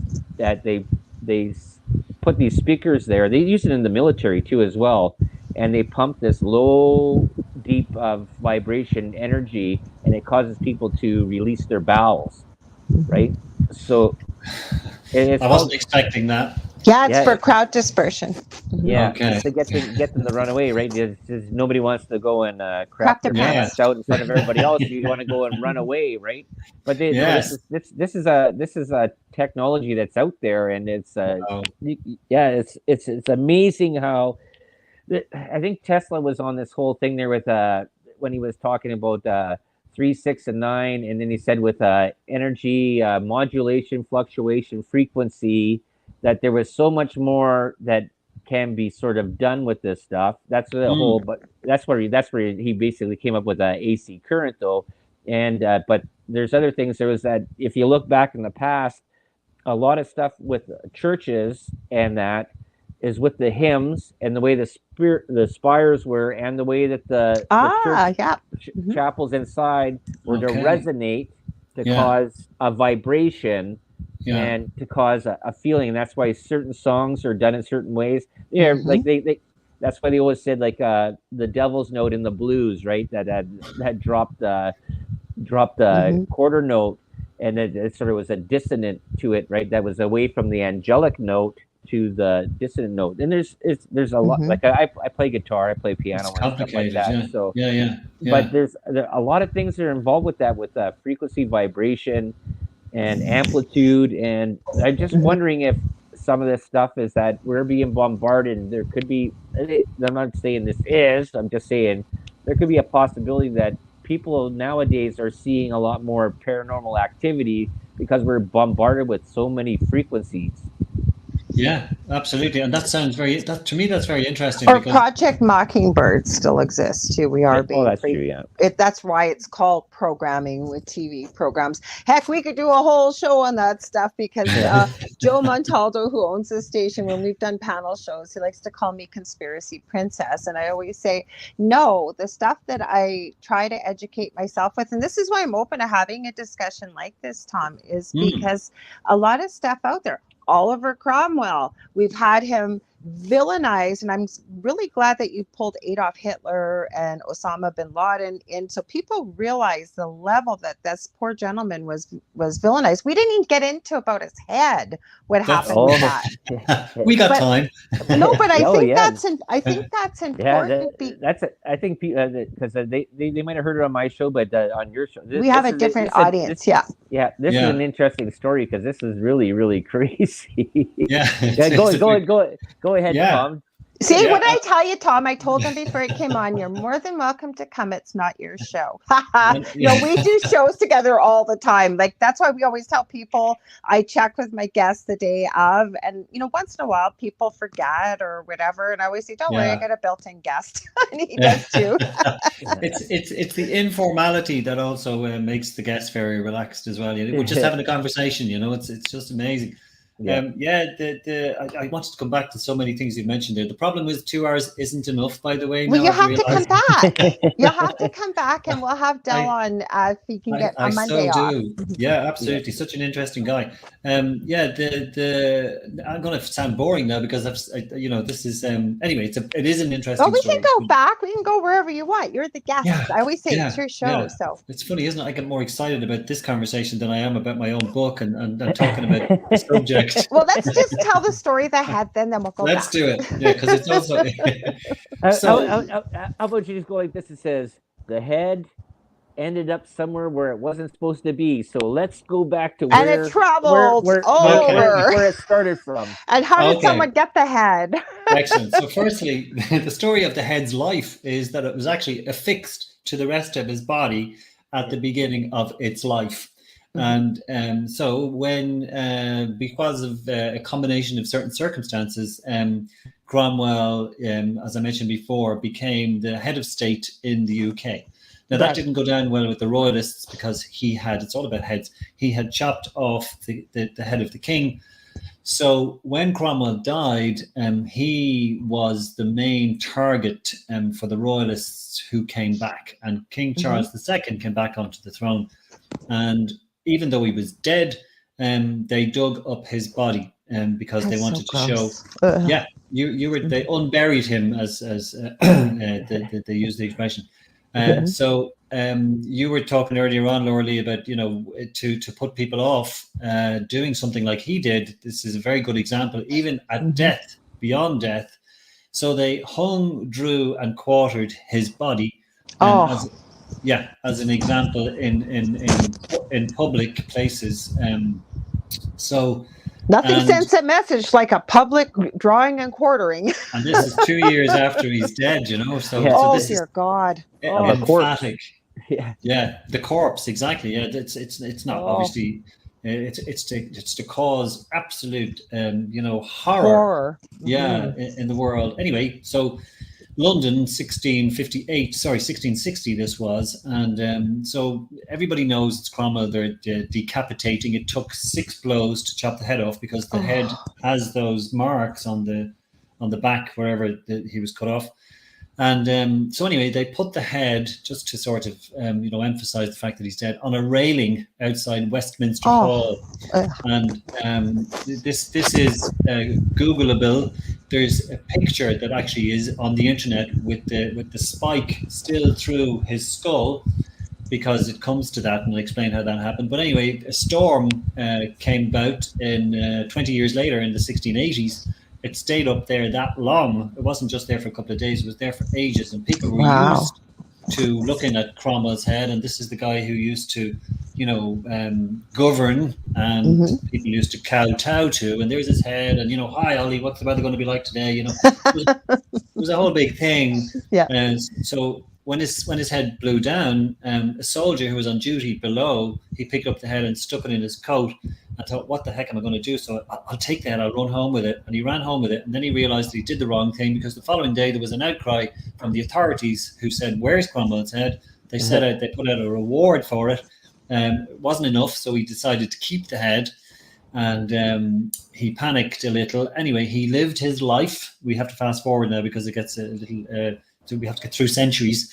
And he bequeathed the head to his daughter, who sold the head to a guy who was in a circus, and then who sold the head to, who owned a circus. So his head is going around a circus, and this is Oliver Cromwell's head. A gentleman then eventually got the head, who was a bit of a not a philanthropist or philanderer. I always get mixed up with those two words. I know. Anyway.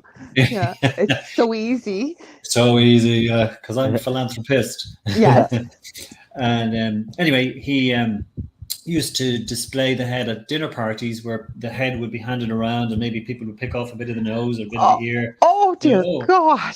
Yeah, I've got a bit of Oliver Cromwell's head. This is mad. So it came right up through the centuries to the 1930s. I have to say, it gives a real thing to picking one's nose or somebody. Sorry, I had to throw that in there. It's not just a bogey, it's actually part of the nose. Yeah. So the Wilkinson family, there are books written on Oliver Cromwell's head, by the way. This is absolutely the case. Go on Amazon, find them. It's a very long story. I'm trying to condense it for you guys. And the Wilkinson family decided in the 1930s that they'd get tests done on the head just to make sure that it was his. And it was, because they were warped. He used to have warts. He had one here and one in his eye socket. And there were marks on the skull, which kind of pinpointed where the warts were. Wow. The portraits that had been done of him, scientifically were measured nose to eyes to mouth to chin, all that kind of stuff, whatever the technology, the science was at the time. Anyway, so they decided, okay, we've got Cromwell's head, what will we do with it? It took them 30 years to make a decision. And eventually in 1960, that's 1960, and they decided to bury the head in the college that he attended, which was Sidney Sussex College in Cambridge. Now, the dean of the college was the only one who knows where the head is actually buried, and he passes the secret down to other deans. The current dean is the only one who knows where if he has a heart attack, we're all in trouble. That's what I was thinking. If someone died suddenly, like, what do you do? Have it in like a time capsule hidden somewhere so people could find it? I think he's not allowed. He's not allowed to die suddenly, because his head would be taken off too. I don't know what's going on. They must have a plan B. They must. I'm coming to the kicker, because I haven't got there yet. But in March 1960, Oliver Cromwell's head was finally buried in his college. Lorilei, I was born in March 1960. So the reincarnation insinuations come from there, and I can't. Are you coming to Canada?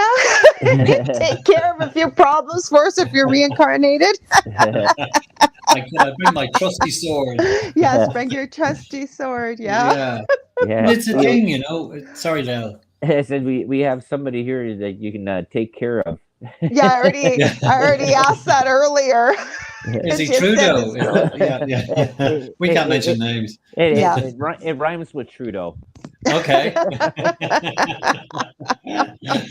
But anyway, so yeah, the whole reincarnation thing that, you know, some people kind of, you know, suggest is a real thing, may well be. And I've had experiences in my life which makes me often look at the world through 17th century eyes. And if I was that way inclined, I would say I am Oliver Cromwell reincarnated. I don't believe I am at all. I'm not saying that. Or maybe you're somebody that was very closely associated, because I'm almost wondering, so when did they bury his head in 1960? In March? In March, and I was born in the same month, you know? So there's the thing, like, I mean, that's what I'm saying. So people who have been reincarnated, there's a way you can find out. There's a way you can find out. Okay, is this DNA? No. No. Okay. You got to be open-minded. Well, you know, I am. Okay. No, I can't do it. I have somebody actually from the UK. He was excellent. He was a professor, I believe, of psychology and stuff. He does deep hypnosis. I believe it's in the omega or theta levels. Oh my God, I'm so in. He does past life regressions. I know two people that do that. Chris Lee, who is the husband, a very good friend of mine, who is from the UK. But they're Canadian. Or Steve, I'll have to look Steve up and I'll try and send him your YouTube channel. He was an excellent guest. Actually, he was one of Gavin's authors too. Okay. And he does that. And I really liked what he did and how he explained what he did. Well, and he could specifically regress you, unless you weren't meant to know what you would see. But you're not put in a trance, and you know, you see those people up on the stage with stage hypnotists and stuff. I know. Did you just say, Lorilei, unless I was, if I'm not meant to know, what, that's an interesting statement that you just made there. I don't know. Okay. Well, what I mean by that is, yes, and I'm not an expert in this field. I'm not being disingenuous, by the way. No, I know you're not. Yeah. And other people probably wonder what that means. So maybe with your higher self, your subconscious, if you will, because we have a subconscious, for whatever reason, because that's where they go with that hypnosis and into past lives. So I don't know. If you're not meant to know, so does that mean you're a bad subject? No, this is where I have the sort of the anti part of that when he does, when somebody says this, and this is why we bounce things off with each other, is that when somebody says, if you're not meant to know, that sort of just raises the hairs on my head going, okay, are we doing a Darren Brown thing here? Well, we didn't but if you're open to trying it, like I said, if you were willing to try it and see what happens, and again, that to me, you see that. Yeah, no, go ahead, like you got nothing to lose, and absolutely, Can I tell you, right off the bat, I would embrace that with open arms. I would really love that to happen, because I'd love to see what would happen. And the natural cop out, if you know what I mean, if it wasn't meant to happen. You know, that sort of explains why. Do you know what I mean? Why it doesn't work? It doesn't, as far as I know. That's not a usual occurrence. Okay, like I said, I've had it done myself. Because my Chris Lee, who I've had on, when you have him on a podcast, he'll ask you, "Are you open to trying a session, just so you know what it feels like to experience it and explain." You know, what you went through yourself objectively, or even subjectively, if you want, so that he's not sitting there just trying to tell people what it is. We're having a conversation, and I've experienced it, and I was open to it. I wanted to try it. Well, this is one thing that I always find really interesting when anybody does these things about past life regressions. Nobody ends up coming up that they were a pig farmer in Iowa, or that's not true. Or they were they were a shepherd out in Russia with llamas and stuff or whatever they had out there. I don't know what you're watching, but depending on everybody was like, oh, I was like the royal guard to Princess Cleopatra. Diana. I was Princess Diana. Do you remember you had a Princess Diana case? Yeah. Like there was a guy, I think was it in France or something? I don't think I'd heard that. Yeah, as far as I know. But yeah, look, I understand that there are obscure, stories that people. But to my mind, if I embrace, I don't believe I can be hypnotized. That's the problem. I'd be going into this going, look, I really want it to happen, and whenever it goes off, I want that switch to go off, and I go on, that it works. But I just don't know that I would be a good subject. But again, I would absolutely embrace. There's so many things I need to say. Can I introduce, if you don't mind, change the subject slightly and introduce James Randi? Please do. Yeah. Yeah. So James Randi, is that a name you guys are familiar with? That's exactly. I was just going to say that because you were saying about the amazing Randy. I was going to talk about the man they call Ravine, and it's all about suggestion. But that's not James Randi. Ravine. Well, no, James Randi was American. The Ravine was the Canadian one. Same thing. They're stage hypnotists. They're very, very famous. They went all over North America and the world. Yeah. Yes. But I want to hear what he has to say about James Randi. So it's just that, like, he, the story. I don't know if I have to go through it or not, but he was. But there's people listening who may not know who James Randi is. Okay, that's perfect. Yeah. So James Randi was, let's call him.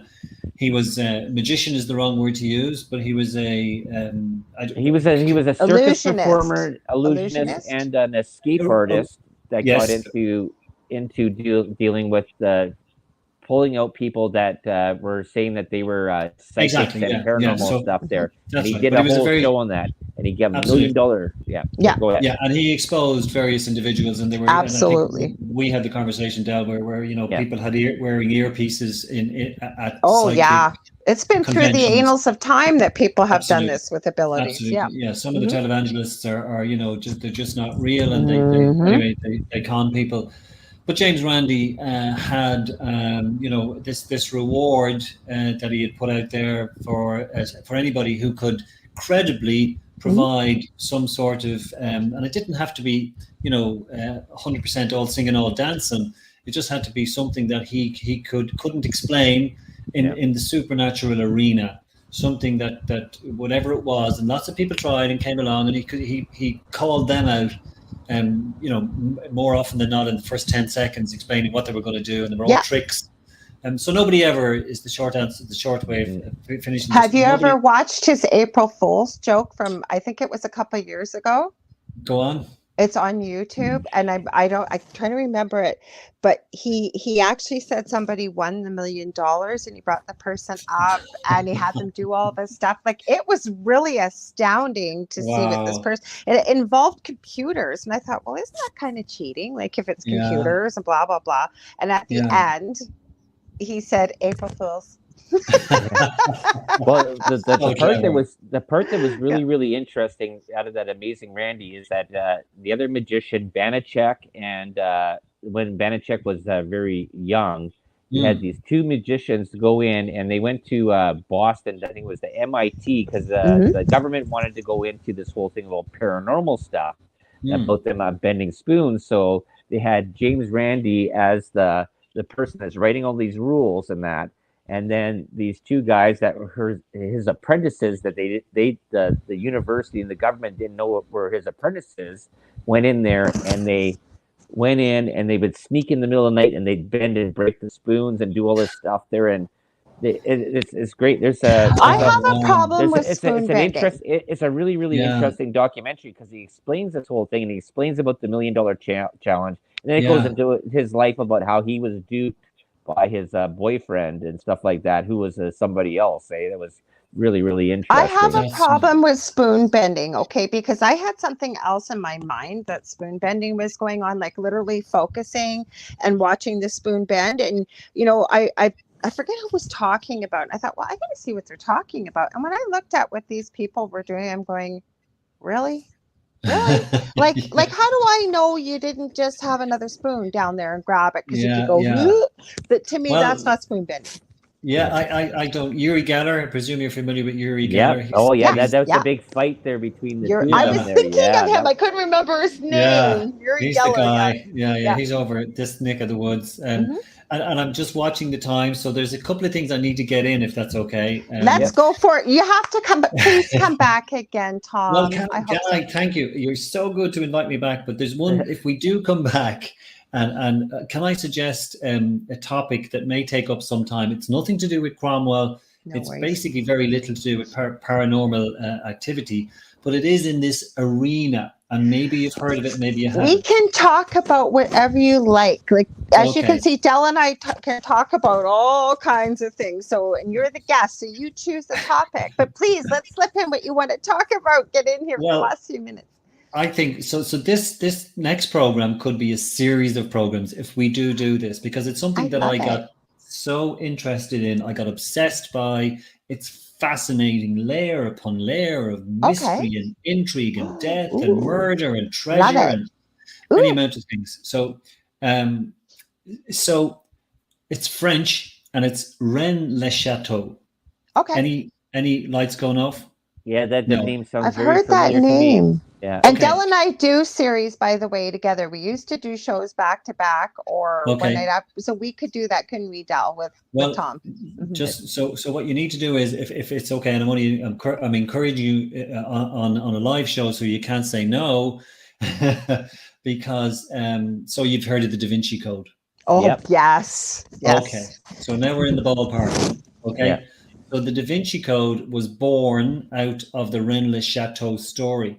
And it's I all- did not know that. Yeah, absolutely. It's all to do, and I've been to Rennes-le-Château on many occasions, and it's all to do with, and I'm just going to succinctly, again, watching the clock, explain that it's, and people I'm sure out there have heard of this. So there's a priest who comes to an impoverished village in France. He's got no money. The village has no money. And within a very short space of time, something like 6 or 8 years, he has the equivalent of these days $3 million, which he, reforms the whole village. He builds a church, he builds a villa, and that's where the intrigue is sourced. And there are mysteries about, people suggest, yeah, it's incredible that the tomb of Jesus is in this area. And the Merovingian, there's a whole bunch of... Exactly. The Cathars, correct. Are you The Googling? Rosicrucians, yeah. Yeah. See, I exactly. told you we could talk about it. We just don't always talk. We could talk about this, definitely. And the Priory of Sion. Oh, the yes. the bloodline of Jesus. Yes, Yeah. yes. All of those. And just to sort of, again, watching the time, I had a moment to myself one day in the middle of Rennes-le-Château where I had read several books, and there are documentaries out there, and the documentaries are amazing. Henry Lincoln, who wrote The Holy Blood and the Holy Grail, I haven't with read that. two other, you really need to read that. Okay, I'm writing it down. Yeah, because that's amazing. That sort of tells. So the idea is that Mary Magdalene, a lot of people think, and I think she did, as far as I remember, she ended up in southern France. Yeah, and had kids and was married. And had kids. Well, see, that's a suggestion. And the fact is that the story goes that he didn't die on the cross. Shock, horror. I've heard that and believe that too. Well, and that he went to the south of France and they lived out their days in this area. So it's seismic, whether you're a conspiracy theorist or whether you're just interested in the story for the sake of the story. But trust me, the whole landscape is full of mystery and pentagons, and it's just, I can't tell you the amount of layers that are in the story. I'm sorry for going on about it. That's almost like people have said, the conspiracy theorists, that Adolf Hitler lived out the rest of his days in Costa Rica. I believe he South did. America. He did. I believe he did. Well, there's a possibility that he did. Where's the body? We've never seen a body.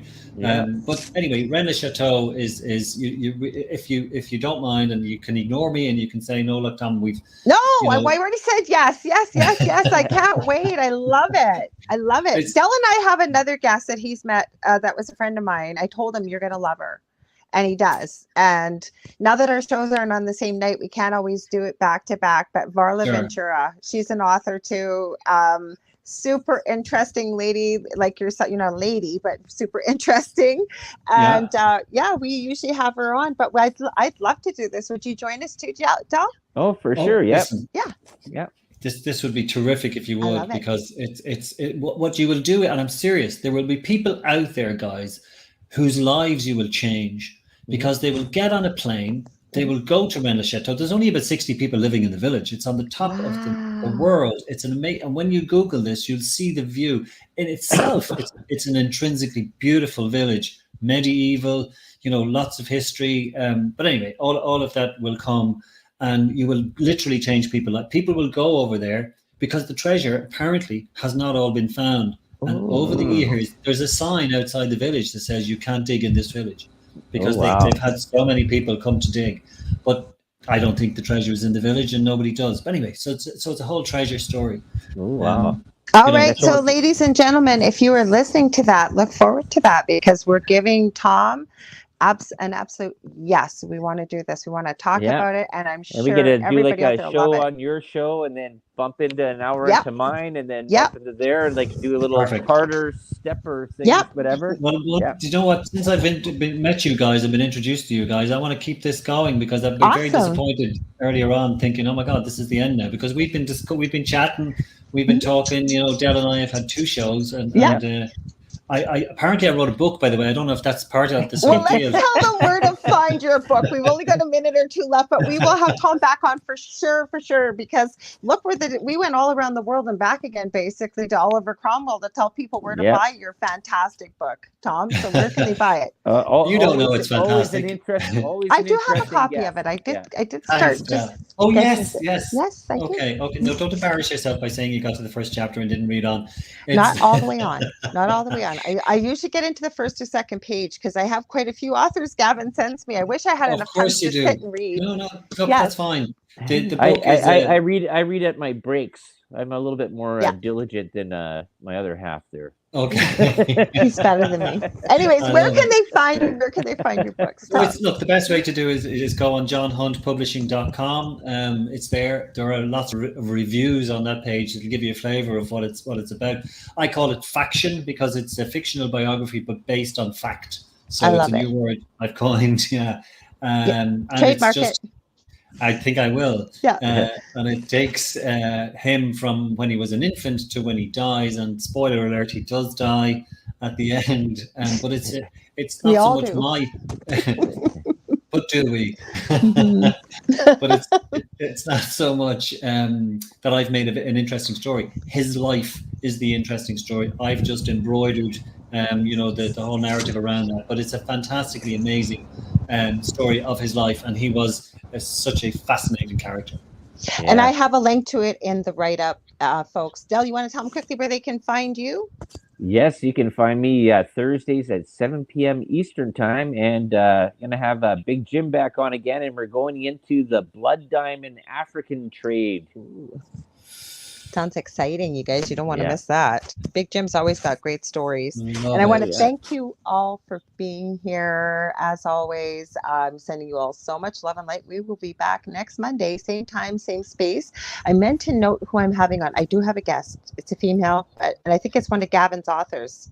I'm getting caught up here. I was only booking week to week with the summer, or before the summer, and with what was going on. But now we're starting to get in more of a regular schedule. So again, thank you so much, Tom.